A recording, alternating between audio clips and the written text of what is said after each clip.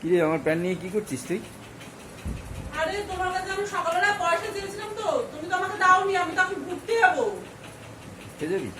আমি রেডি হয়েছি, আমি এখন ঘুরতে যাবো। আমাকে আমার টাকার দরকার, যেরকম ছিল 500 টাকার দরকার। যেরকম ছিল সেরকম আমার মধ্যে ঢুকিয়ে দে টাকা সব। এইটাতে আমার এমনিতেও কিছু হবে না, আমার 500 টাকার দরকার। 500 টাকা ঢুকাবো কি ঢুকাবো? আমি তো যা, দেখছিলাম আছে কিনা। সব ঢুকিয়ে দে, সব ঢুকিয়ে দে, পকেটে সব। না এখন ঢুকানো যাবে না। 500 টাকার নোটটা দাও। 500 টাকার নোট ওই গাছে আছে, ঝুলছে, ওখান থেকে ছিঁড়ে নিয়ে। নাহলে প্যান্ট ছুঁড়ে মারবো মুখে। প্যান্ট ছুঁড়ে কিন্তু মুখে মারবো। 500 টাকা, 5 টাকা পকেটে নেই, 500 টাকার গল্প শোনা। 500 টাকা দে। আরে রাত্রি তাড়াতাড়ি 500 টাকা দে। তাড়াতাড়ি তাড়াতাড়ি তাড়াতাড়ি। রাত্রি ঘুরতে আমি রেডি হয়েছি। আচ্ছা, তাড়াতাড়ি তো বলেছি। ওই তো গাছে ঝুলছে, নিয়ে নিয়ে ছিঁড়ে নে। গাছ থেকে এনে দে। ঠিক 500 টাকার মতনই কিন্তু নোটটা আমার দরকার। হ্যাঁ, গাছ থেকে ছিঁড়ে না কিন্তু 5 টাকা। ঠিক আছে, দিচ্ছি দাঁড়া। রাত্রি দে, রাত্রি দে। দিচ্ছি নে। তাহলে তো এই টাকাগুলো আমাকেই দিদি মনে হচ্ছে। নিয়ে নি, তাহলে দিই। এগুলো নিয়ে নিচ্ছি আমি। ঠিক আছে? হ্যাঁ, চলতে। হ্যালো ফ্রেন্ড, তো রান্না করতে চলে এসেছি। দেখো পটল, আজকে পটলের তরকারি রান্না করব। আর হ্যাঁ, আর সারাক্ষণ বৃষ্টি পড়েই যাচ্ছে। 4-5 দিন ধরে আবার শুরু হয়েছে, বৃষ্টি পড়ছে। তো ওই যে আলু দেখলে, আলু কতগুলো আলু কেটে রেখে দিয়েছি। এই যে তো পটল দিয়ে আলু দিয়ে তরকারি করব। আর আমার এত মানে শরীরটা খারাপ লাগছে, মানে বৃষ্টি পড়ছে, বৃষ্টির মধ্যে দেখো মুখের এগুলো কেমন টান ধরছে, মানে ওয়েদারটার জন্য মুখটা কেমন শীতকালের মতন টান ধরছে, কারণ বৃষ্টির জন্য ঠান্ডা ঠান্ডা ভাব, আবার মাঝে মাঝে আবার গরম। এই জন্য স্কিনটা মানে খড়খড়ে টাইপের হয়ে যাচ্ছে মুখের, মানে কালো কালো কেমন বাজে লাগছে দেখতে। তো আমি দেখছিলাম মোবাইলে মানে মুখটা, কারণ আমি আয়না দেখার টাইমই পাই না, আর ভালোও লাগে না আমার আয়নার সামনে যেতে। তো তার জন্য যখন ভিডিও করি তখন মুখটা দেখি, মুখ চোখগুলো দেখি। তো দেখে খুব খারাপ লাগলো, মুখের খুবই খারাপ অবস্থা। এই ওয়েদারে এরকম মুখটা খড়খড়ে হয়ে গেছে আমার, কালো কালো খড়খড়ে টাইপের, কেমন বিচ্ছিরি টাইপের। আর আমার মুখের স্কিন হচ্ছে ড্রাই, খুব প্রচণ্ড পরিমাণে ড্রাই। আর শীতকালে তো খুব বাজে অবস্থা হয়, পুরো কালো হয়ে যায় ড্রাইয়ের চোটে, মানে কোনো কিছু মাখলেই মানে ফট করে টেনে নেয়, এতটাই বাজে হয়ে যায়। আর এত মশা বন্ধুরা, বর্ষাকালে এত মশা, বাইরে গেলে একটুখানি মানে পুরো ছেকে ধরে মশায়। তো রান্নাঘরেও তখন আমার সাথে সাথে মশাগুলো চলে আসে।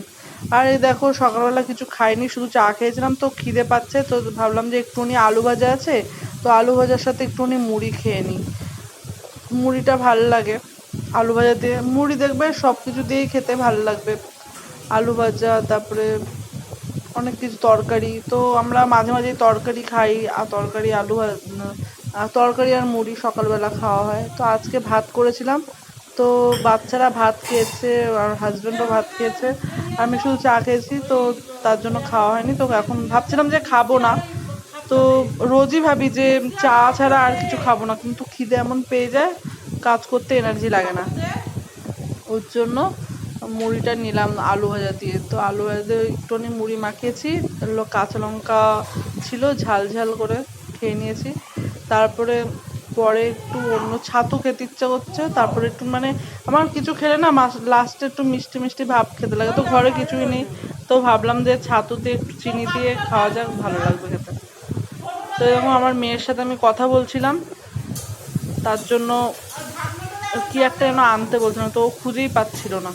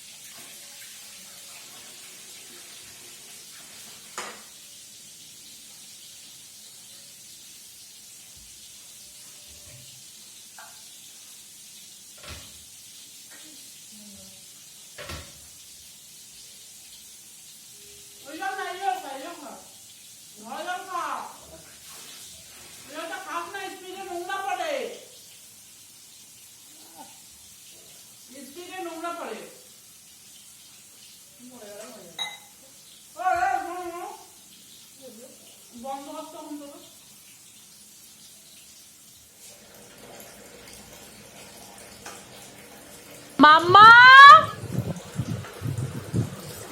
বাবা, তারপরে দেখো যে ছাতু মাখিয়ে খাচ্ছি, আলু বাড়িতে খাওয়া হয়ে গেছে। ছাতু দিয়ে মুড়ি খুব ভালো লাগে খেতে, লাস্ট একটু মিষ্টি মিষ্টি ভাব। তো মিষ্টি খাই বলেই এত হয়তো মোটা হয়ে গেছি, মানে মোটা তো কন্ট্রোল করা যায় না খাওয়া, মিষ্টি জিনিসটা মানে খাওয়া লাগবেই। তো যখন ভাবি যে আমি ডায়েট করব, কিছু খাবো না, তখন আরও বেশি মনে হয় যে আমি আরও খাই খাই খাই, জানি না কেন। তো তার জন্য কন্ট্রোল করে না। ইয়োগা করি, ইয়োগা করেও তো রোগা হচ্ছি না, মনে হয় না যে আমি রোগা হয়েছি, আরোই মোটা লাগছে বেশি। তো রান্না করছি আর খাচ্ছি, কারণ টাইমটা অনেক হয়ে গেছে, হঠাৎ করে খিদেতে পেলো, তাই জন্যই খাওয়াটা। যত ভাবি যে খাবো না, ডায়েট করবো ডায়েট করবো, তত আর হয় না। তত ভাবি কি খাওয়া যদি ছেড়ে দিই তাহলে আর কি কি খেলাম জীবনে, একটাই জীবন পেয়ে তাহলে আর কি খেলাম। আর এখানে দেখো আমার বেড কভারটা কত সুন্দর লাগছে, 3-4 বছর পরে বেড কভার কিনেছি, টাকার জন্য বেড কভারই কিনতে পারতাম না। তো দেখো কি দারুণ কভারটা, বেড কভারটা এত সুন্দর লাগছে আমার, সত্যি পুরো মানে খুব ভাল লাগছে দেখতে। আর আমি দেখো এই যে চান ঠান করে এসে বসেছি আরাম করে।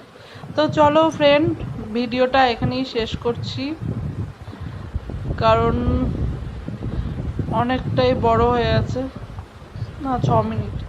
তো চলো টাটা, বাই বাই, আবার দেখা হবে।